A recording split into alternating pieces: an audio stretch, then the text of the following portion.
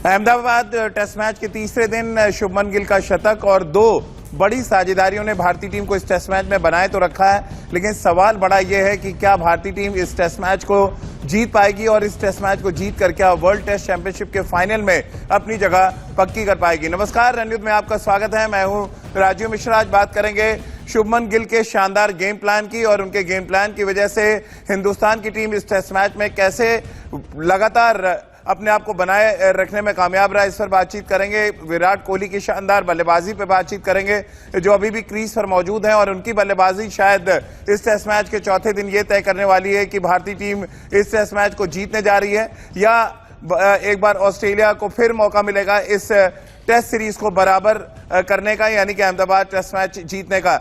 रोहित शर्मा और शुभमन गिल के बीच में जो साझेदारी हुई और शतकीय साझेदारी जो चेतेश्वर पुजारा और शुभमन गिल के बीच में हुई, इस पर बातचीत करेंगे और साथ ही पिच पर भी बातचीत करेंगे क्योंकि एक बार फिर 3 के कम के औसत से रन बनाए, यानी कि इस पिच पर रन बनाना मुश्किल हो रहा है।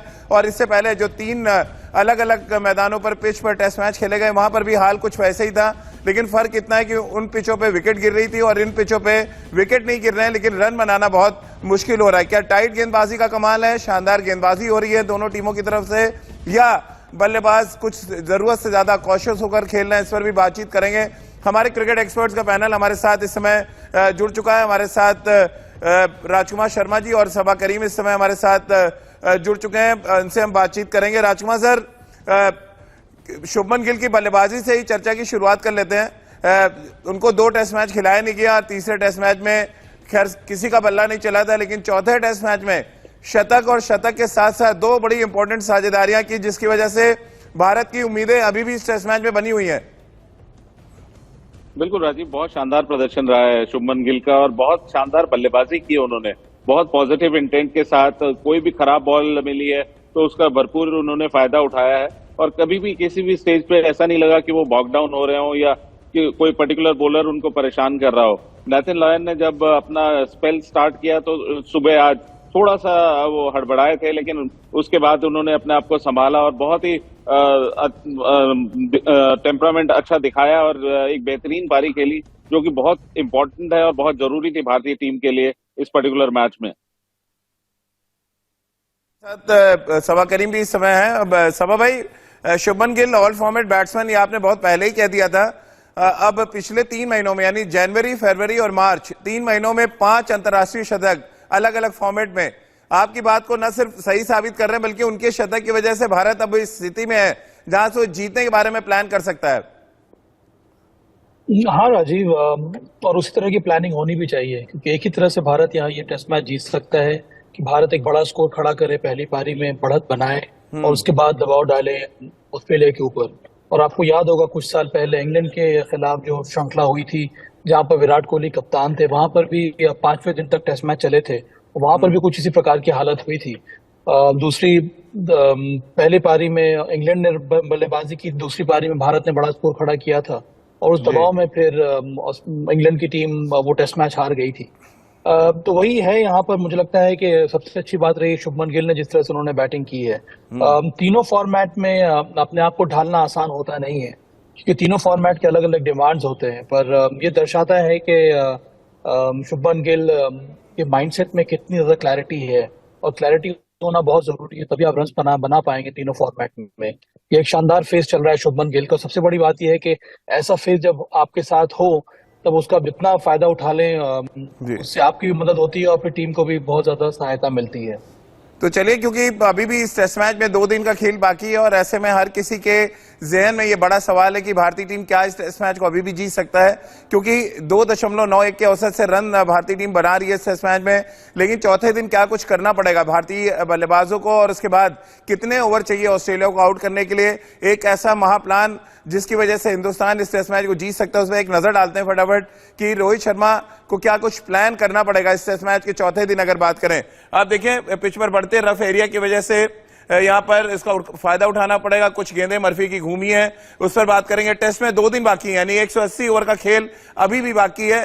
चौथे दिन लगभग चाय तक अगर भारतीय टीम बैटिंग करती है और 100 रन के आसपास की लीड लेती है तो इस टेस्ट मैच में वो अपनी पकड़ को मजबूत कर सकते हैं। इसके अलावा ऑस्ट्रेलिया को आउट करने के लिए क्या चाहिए, यानी कि कम से कम आपको 100 रन चाहिए, 100 ओवर चाहिए मिनिमम, जहां पे वो आउट कर सकेंगे, क्योंकि पिच अभी भी बहुत आसान नजर आ रही है।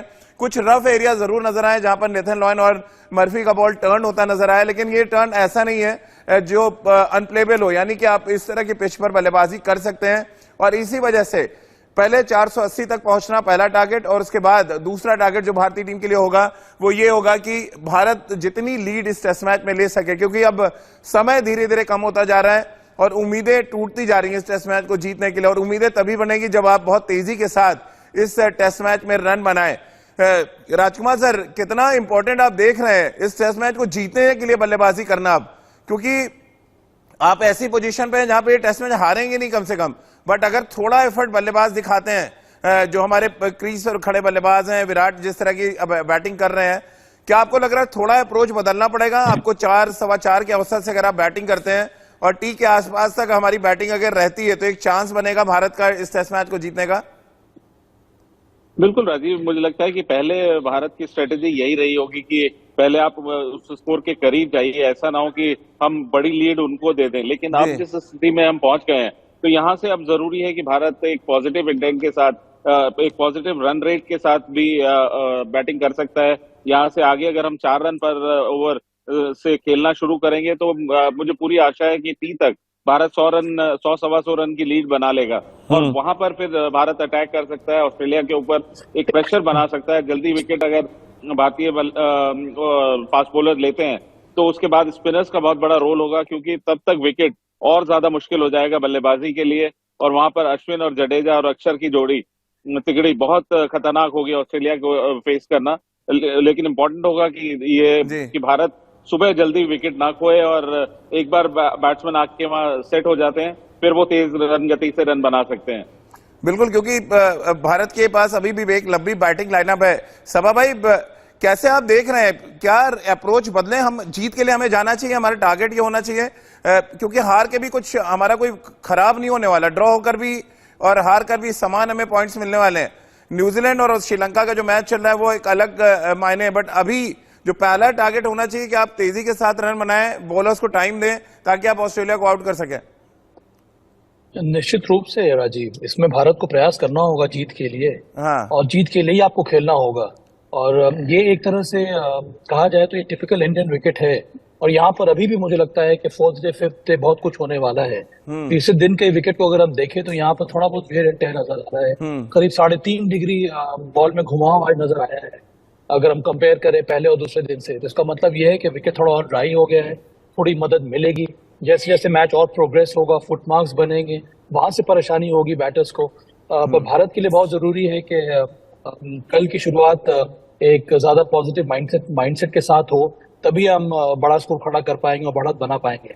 आज का दिन भारत के लिहाज से अगर हम देखा जाए तो हमने स्टेबिलिटी दिखाई है अपने बल्लेबाजी में, चाहे वो पुजारा हो या शुभमन गिल हो या इस समय अर्धशतक लगाकर बल्लेबाजी कर रहे हैं विराट कोहली। अब ये फॉर्म में अगर हमारी टीम है, बल्लेबाज है, तो फिर ये आपका फर्ज है कि कल जाकर आप और ज्यादा एग्रेसिव तरीके से बल्लेबाजी करें, तभी हम दबाव पाएंगे ऑस्ट्रेलिया के ऊपर। और अगर हम आज तीसरे दिन के खेल की शुरुआत की बात करें तो बहुत तेजी के साथ रोहित और शुभमन गिल ने इंटेंट दिखाया था कि वो बहुत तेजी के साथ रन बनाएंगे, लेकिन रोहित एक खराब शॉट पे आउट हुए, उसके बाद चेतेश्वर पुजारा आउट हुए और वो इंटेंट कहीं ना कहीं दूसरे सेशन में कम होता नजर आया। आपको दिखाते हैं जरा कि क्या कुछ हुआ है इस टेस्ट मैच के तीसरे दिन के पहले 2 सेशन में, क्या कुछ हमें देखने को मिला। अगर हम उसकी बात करें सबसे पहले, तो अगर आप देखें जो सेशन हुए, पहले सेशन में हमने 93 रन बनाए थे, 27 ओवर की बल्लेबाजी की और 1 विकेट गिरा। फिर हम दूसरे सेशन की अगर हम बात करें तो दूसरे सेशन में हमने 59 रन बनाए और 1 विकेट गिरा, यानी कि लगभग हमने 28 से 30 ओवर बल्लेबाजी की है दोनों सेशन में। लेकिन फर्क जो है, रनों का एक बड़ा फर्क नजर आ रहा है। सबा भाई, क्या अप्रोच बदला रोहित के आउट होने के बाद? कैसे आप देख रहे हैं जिस तरह से यहाँ पे हम सेशन दिखा रहे हैं दोनों, और दूसरे सेशन में अचानक हम बॉब डाउन हो गए, रन नहीं बने और उसके बाद फिर पुजारा आउट हो गए, और कुल मिला के जो ऑस्ट्रेलिया की स्थिति पहले दिन थी टेस्ट मैच की, वही स्थिति भारत की हो रही है अब तीसरे दिन। 2.91 की औसत से हम रन बना रहे हैं इस टेस्ट मैच में। स्थिति इस वजह से हो रही है राजीव कि जैसे ही इस विकेट पर गेंद पुरानी हो जाती है, वहां पर आपके पास जितना भी इंटेंट हो, रन बनाना उतना आसान नहीं है। और जिस तरह की गेंदबाजी देखने को मिली, चाहे वो भारत हो या फिर ऑस्ट्रेलिया के गेंदबाज क्यों ना हो, उन्होंने एक इनसाइड आउटसाइड फील्ड सजा के रखी है और यहाँ पर रन बनाना उतना आसान नहीं है। आज स्टीव स्मिथ ने जिस तरह से अपने बॉलर्स को रोटेट किया, जिस तरह से उन्होंने फील्ड सजाई, जिस तरह से उन्होंने हर प्लेयर के सामने एक अलग प्रकार की फील्ड सजाई, तो ये दर्शाता है कि जैसे जैसे बॉल पुराना हो जाता है, रन बनाना आसान नहीं है, क्योंकि विकेट बहुत ज्यादा धीमा है। इस विकेट पर पेस जनरेट करना एक बैटर के रूप में बहुत कठिन हो जाता है। इसीलिए सभी को इंतजार रहता है कि बॉल नई बॉल आए तो फिर थोड़े बहुत रन बनाएंगे, और यही हमें समानता ऑस्ट्रेलिया के बल्लेबाजी में भी देखने को मिली है। तो ये एक ऐसा विकेट है जहां पर रन बनाने के लिए आपको समय गुजारना होगा, विकेट के ऊपर ग्राइंड करना पड़ेगा, और यही किया है अभी तक शुभमन गिल ने या फिर जिस खिलाड़ी ने भी रन बनाया है। तो कई बार हमें देखने में ये लगता है कि हम बहुत धीमा खेल रहे हैं, पर जिस तरह की विकेट है, इस विकेट पर टॉप क्वालिटी बॉलिंग अटैक के सामने जहां पर बॉल पुरानी हो जाती है, रन बनाना उतना आसान नहीं है राजीव। क्या राजकुमार सर, विराट क्योंकि अर्धशतक लगा चुके हैं, बहुत अच्छे टच में वो नजर आ रहे हैं। इनिशियली हालांकि थोड़े बहुत सस्पेक्ट थे, खासतौर से मर्फी के अगेंस्ट जो सीधा बॉलिंग कुछ निकला, लेकिन क्या विराट अब तय करने वाले हैं इस टेस्ट मैच के चौथे दिन की भारत इस टेस्ट मैच को जीतने की स्थिति में होगा या इस टेस्ट मैच को ड्रॉ करने जाएंगे हम? क्योंकि विराट का अप्रोच अगर एग्रेसिव रहा तो निश्चित रूप से हम 100-150 रन की भी लीड बनाते हैं अगर, तो टी के आसपास तक, तो इस टेस्ट मैच को अभी भी जीतने के बारे में हम सोच सकते हैं। और कुछ साल पहले आपको याद होगा जब इंग्लैंड ने 400 बनाया, हमने 700 रन बनाया और सेकंड इनिंग में कोलैप्स हो गई थी इंग्लैंड। कुछ कहानी वैसी ही नजर आ रही है इस टेस्ट मैच में। बिल्कुल राजीव, विराट के ऊपर बहुत बड़ी जिम्मेदारी होगी कल सुबह कि वो किस तरह से बल्लेबाजी करते हैं, क्या अप्रोच रहेगा भारतीय टीम का, और इस स्थिति में पहुंचकर शाम को टीम मीटिंग में भी यही डिसाइड होगा राजीव कि आप सुबह हम सब थोड़ा तेज गति से रन बनाएंगे, सिंगल डबल देखेंगे और जो बाउंड्री है उसे नहीं मिस करेंगे खराब बॉल को। तो उसी इंटेंट के साथ कल भारतीय बल्लेबाजी खेलते नजर आएंगे, और यहाँ पर बहुत बड़ा रोल विराट कोहली का होगा कि अगर वो खेलते रहेंगे तो उनके आसपास रिवॉल्व करेगी भारतीय बल्लेबाजी। और काफी डेप्थ है भारतीय बल्लेबाजी में, और नीचे स्ट्रोक मेकर्स भी हैं, भले आप रविंद्र जडेजा की बात करें या अक्षर पटेल की, दोनों अच्छे बड़े शॉट्स खेलते हैं। श्रेयस अय्यर एक अच्छे स्ट्रोक प्लेयर हैं, तो भारत तेज गति से रन बना सकता है और प्रेशर भी बना सकता है, और मुझे पूरी आशा है कि कल ऐसा ही देखने को मिलेगा।